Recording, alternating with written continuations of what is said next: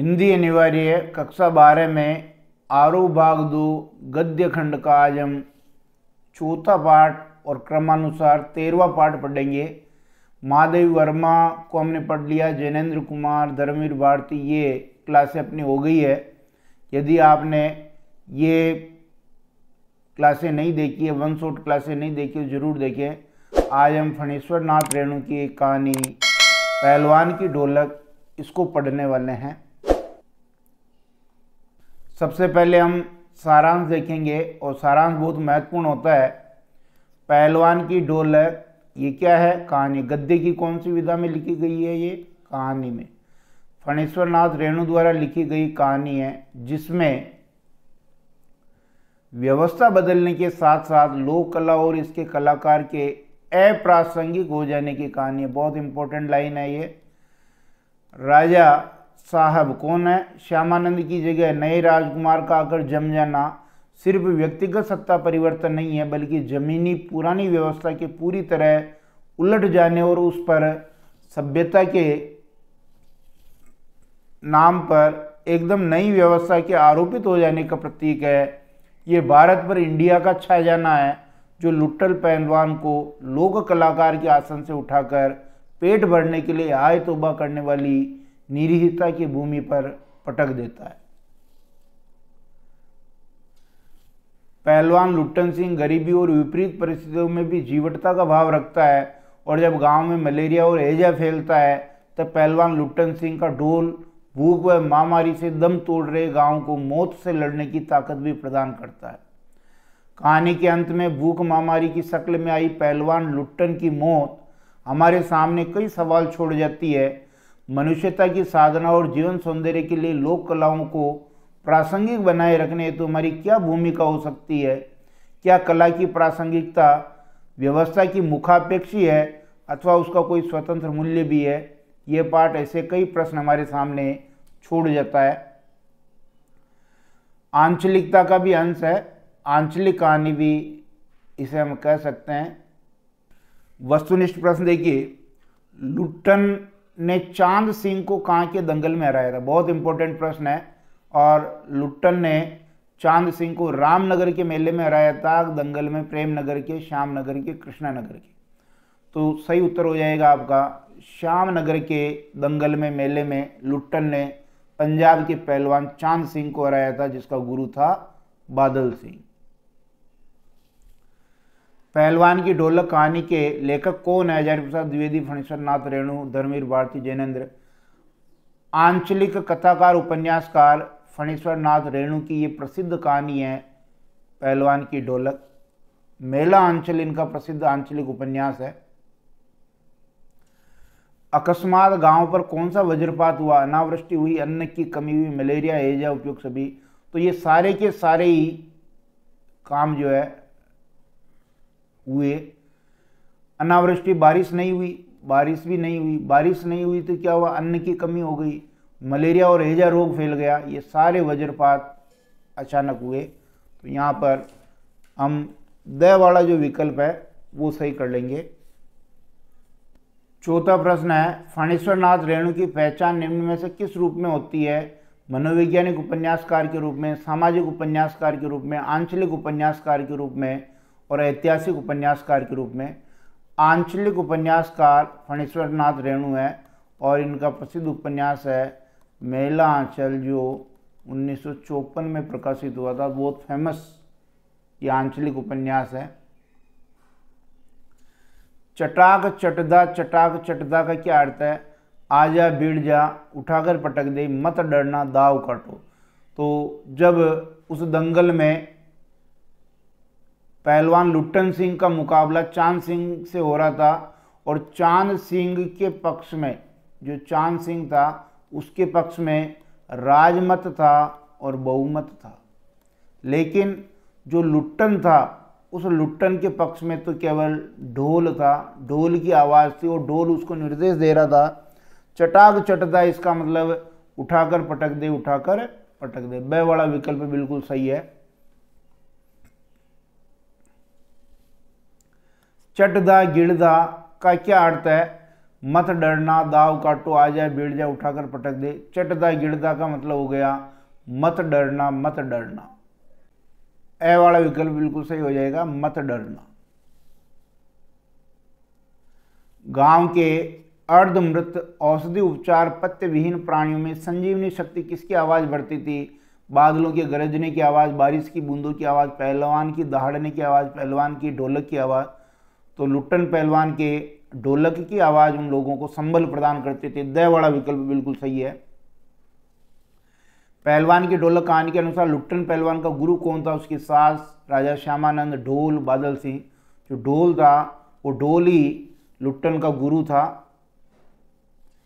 पहलवान की ढोलक कहानी का मुख्य पात्र कौन है? लुट्टन पहलवान है, राजा साहब का पुत्र चांद सिंह पहलवान। लुट्टन पहलवान कहानी का मुख्य पात्र है। जिजीविसा का ये अद्भुत दस्तावेज है। राजा साहब की मृत्यु के बाद नए राजकुमार की आते ही दंगल का स्थान किसने ले लिया? राजकुमार के आते ही दंगल का स्थान किसने लिया? क्रिकेट के खेल ने, हाथियों की रेस ने, घोड़ों की रेस ने, सांडों के युद्ध ने।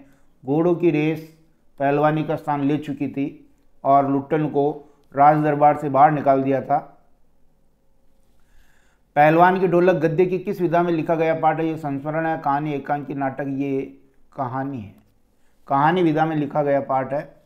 लुट्टन पहलवान के गांव में कौन सी बीमारी फैल गई? मलेरिया, हैजा, तपेदिक बुखार, हैजा और पीलिया। मलेरिया और पीलिया। मलेरिया और हैजा बीमारी लुट्टन के गांव में फैल गई थी।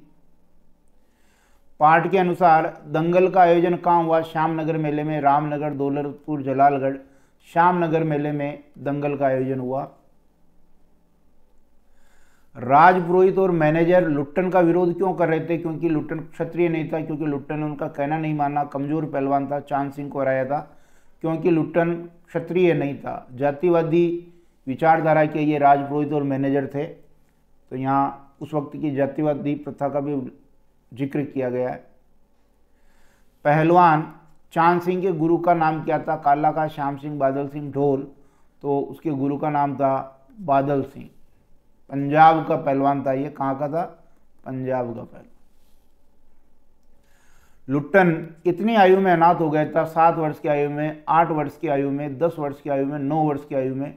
9 वर्ष की आयु में लुट्टन अनाथ हो गया था और इसका जो पालन पोषण है वो सास ने किया था। जो विधवा थी, विधवा सास ने किया था। और सास की रक्षा के लिए, सास को लोग परेशान करते थे, ताने मारते थे, तो सास की रक्षा के लिए इसने क्या सीखी? पहलवानी। चांद सिंह किसकी तरह लुट्टन पर टूट पड़ा था? शेर की तरह, हाथी की तरह, बाज की तरह, सांप की तरह? बाज की तरह चांद सिंह लुट्टन पर टूट पड़ा था। किसने लुट्टन का पालन पोषण किया था? बुआ ने, सास ने, मौसी ने, नानी ने। सास ने लुट्टन का पालन पोषण किया था। लुट्टन ने किस पहलवान को श्यामनगर मेले में हराया था? सूरज सिंह को, चांद सिंह को, बादल सिंह को, मोहर सिंह को। चांद सिंह को मेले में हराया था। हराने के बाद ही वो राज दरबार में पहलवान बनाया गया था। रात्रि के वातावरण को किसकी डरावनी आवाज भयानक बना देती थी? पेचक की, बिजली की, शेर की, रोगी की। पेचक की आवाज, उल्लू की आवाज डरावनी बना देती थी। कहानी में किस डरावनी काली रात का वर्णन किया गया? अमावस की काली रात, एकम की काली रात, सप्तमी की काली रात, चौदस की काली रात। अमावस की काली रात का यहाँ वर्णन किया था। राजा का क्या नाम आया पाठ में? परमानंद, श्यामानंद, सूरज सिंह, बादल सिंह। श्यामानंद राजा का नाम आया है। चांद सिंह कहाँ से आया था? पंजाब से, हरियाणा से, उत्तर प्रदेश से, गुजरात से। पंजाब से उस दंगल में पहलवान चांद सिंह और उसका गुरु बादल सिंह आए थे। शेर के बच्चे का असली नाम क्या था? चांद सिंह, सूरज सिंह, बादल सिंह, शेर सिंह। शेर के बच्चे का असली नाम चांद सिंह था। ए वाला विकल्प से ये टाइटल उसको मिला हुआ था। कौन सा पहलवान आली कहकर अपने प्रतिद्वंदी पर टूट पड़ता था? दौलत खां, चांद सिंह, काला खां, बादल सिंह। काला खां वो पहलवान था और इसको भी लुट्टन ने हराया था। मेले में नहीं हराया था, बाद में हराया था। लुट्टन सिंह कितने साल राज पहलवान रहा? 10 साल, 12 साल, 18 साल, 15 साल। 15 साल तक वो राज पहलवान रहा। लुट्टन सिंह कितने रसगुल्ले खा लिया करता था? 2 सेर, 4 सेर, 3 सेर, 5 सेर। तो लुट्टन सिंह जो है जब पहलवान बन गया था और ये एक दर्शनीय जीव हो गया था, क्योंकि अब इससे लड़ने वाला तो कोई था नहीं, तो ये इधर उधर पहलवान के जोश में घूमता था और 2 सेर वो रसगुल्ले खा लेता था। लुट्टन के कितने पुत्र थे? 3, 1, 4, 2। लुट्टन के 2 पुत्र थे और दोनों को भी उसने पहलवानी सिखा दी थी और वो भी राज पहलवान बन गए थे।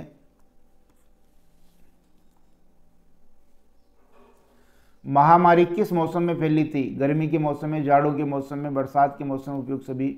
जाड़ों के मौसम में महामारी फैली थी। ब वाला विकल्प बिल्कुल सही है। फणीश्वर नाथ रेणु का जन्म कब और कहाँ हुआ? 1921 ईस्वी में पूर्णिया बिहार में। ओरई हिंगना भी आता है इसमें।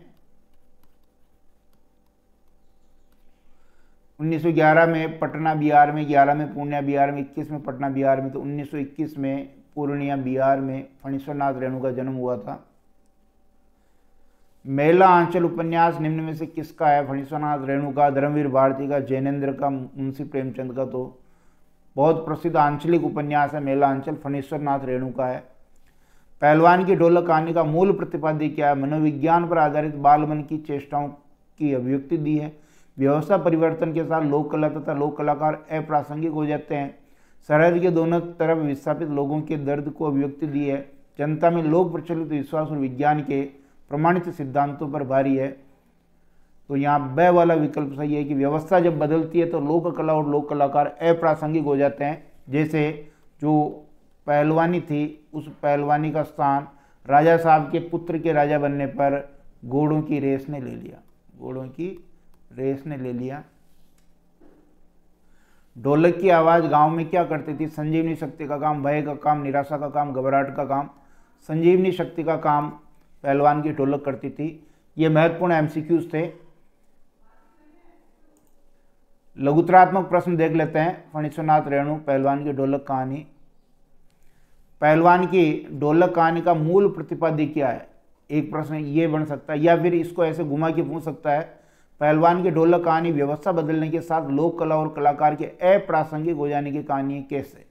या फिर इसी को ऐसे पूछ सकता है, लुट्टन सिंह पहलवान को राज दरबार क्यों छोड़ना पड़ा? कारण सहित लिखिए। ये सारे प्रश्नों के उत्तर एक ही हैं कि पहलवान की ढोलक कहानी फणीश्वर नाथ रेणु द्वारा लिखी गई कहानी है जिसमें व्यवस्था के बदलने के साथ साथ लोक कला और इसके कलाकार के अप्रासंगिक हो जाने की कहानी है। लोक कलाएं मानव संस्कृति को बल देती है, इसलिए उनका हमारे लिए बहुत महत्व है। विज्ञान द्वारा मनोरंजन के नए नए साधन खोज लेने से ये लोक कलाएं नष्ट होती जा रही है। जैसे इस पाठ में राजा साहब श्यामानंद की जगह नए राजकुमार के आने से दरबार में पहलवानों की जगह घोड़ों की रेस ने ले ली, जिससे लुट्टन पहलवान और उसके परिवार की दयनीय स्थिति हो गई थी। यह परिवर्तन सिर्फ व्यक्तिगत सत्ता परिवर्तन नहीं, बल्कि जमीनी पुरानी व्यवस्था के पूरी तरह उलट जाने और उस पर सभ्यता के नाम पर एकदम नई व्यवस्था के आरोपित हो जाने का प्रतीक है। ये भारत पर इंडिया का छा जाना है, जो लुट्टन पहलवान को लोक कलाकार के आसन से उठाकर पेट भरने, यानी पेट भरने के भी लाले पड़ गए, आय तौबा करने वाली निरीहता की भूमि पर पटक देती है।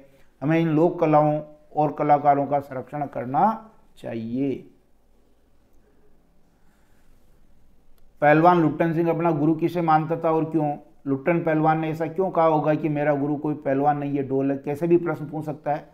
लुट्टन पहलवान ढोल को अपना गुरु मानता है क्योंकि लुट्टन पहलवान जब पहली बार पहलवानी करने दंगल में जाता है तो एक मात्र ढोल की आवाज़ होती है जो उससे अपना साहस बढ़ाती नजर आती, क्योंकि जो दर्शक थे, जनता थी, वो तो चांद सिंह के पक्ष में थी।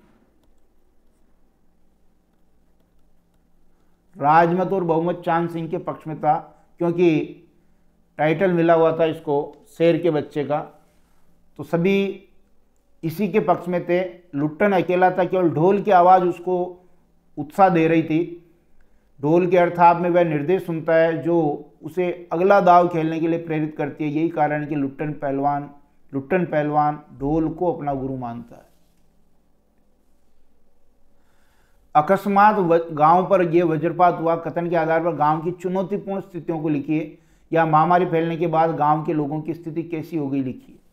तो अकस्मात गांव पर यह वज्रपात हुआ कि पहले अनावृष्टि हुई, फिर अन्न की कमी और मलेरिया और एजे ने मिलकर गांव को भूनना शुरू कर दिया। जैसे आग पर चने भुने जाते हैं ऐसे भूनना शुरू कर दिया। गांव प्राय सुना हो चला था, घर के घर खाली पड़ गए थे, रोज 2-3 लाशें उठने लगी, लोगों में खलबली मची हुई थी, चारों ओर मौत का भयानक तांडव फैला था। दिन में तो कलरव हाहाकार तथा हृदय विदारक रुदन के बावजूद भी लोगों के चेहरे पर कुछ प्रभा दृष्टिगोचर होती थी, लेकिन रात में सियारों का क्रंदन और चेचक की डरावनी आवाज कभी कभी निस्तब्धता को अवश्य भंग कर देती थी।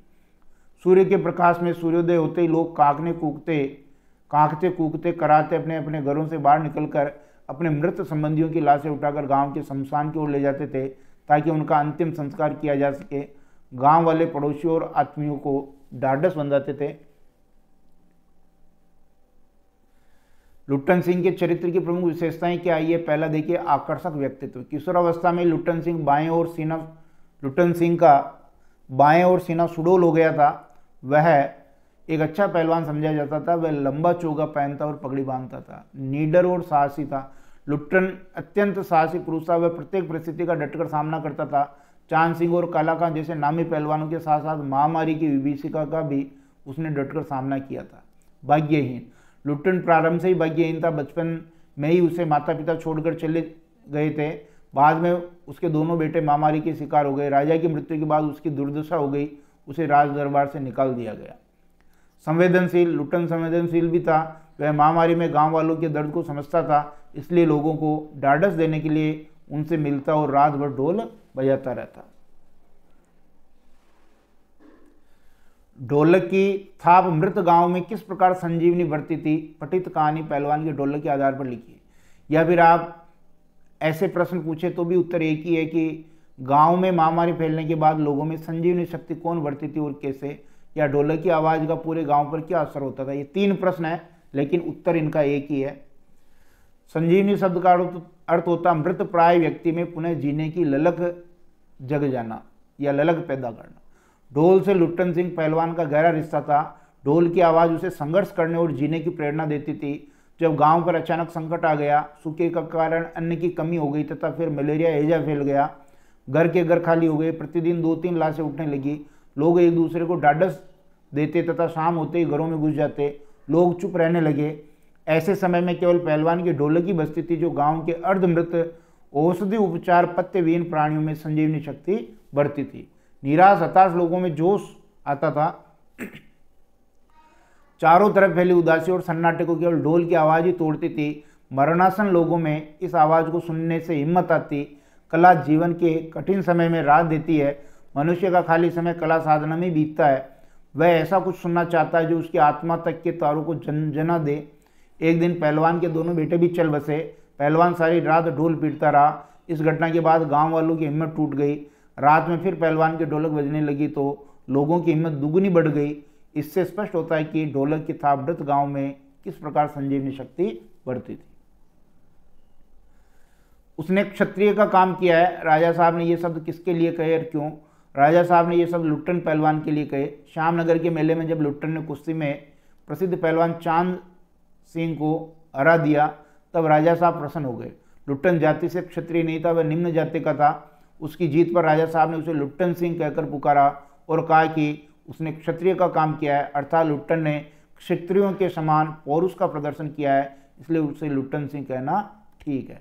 मतलब कोई जन्म से क्षत्रिय नहीं होता है, जन्म से कोई क्षत्रिय नहीं होता है, कर्म से क्षत्रिय हो सकता है।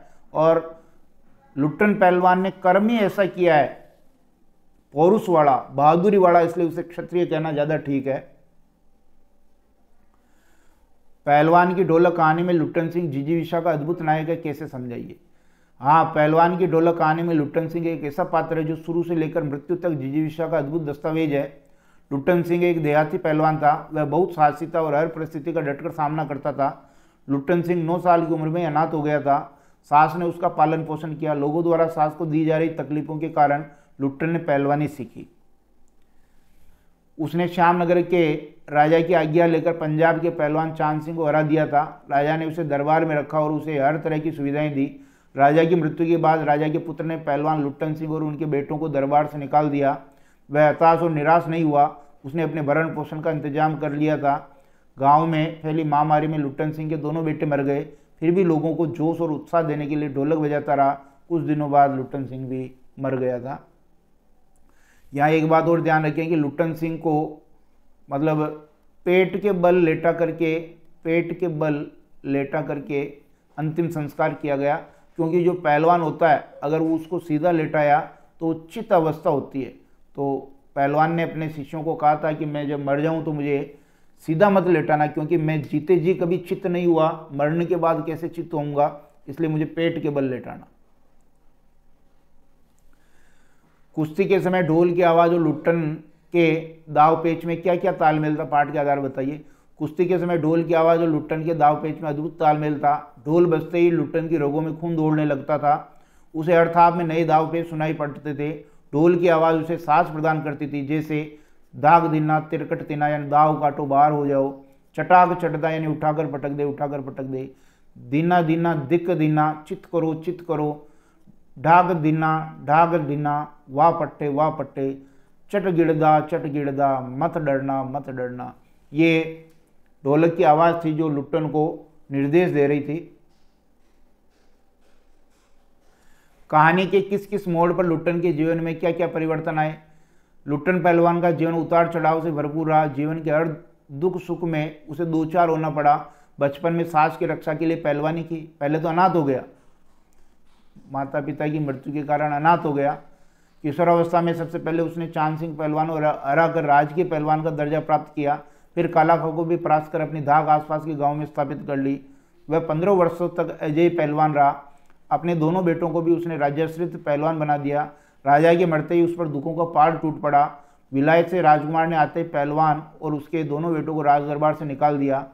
गांव में फैली बीमारी के कारण एक दिन दोनों बेटे चल बसे। एक दिन पहलवान भी चल बसा और उसकी लाश को सियारों ने खा लिया। इस प्रकार दूसरों को जीवन संदेश देने वाला पहलवान स्वयं खामोश हो गया। यहाँ इस लाइन को काट दें आप।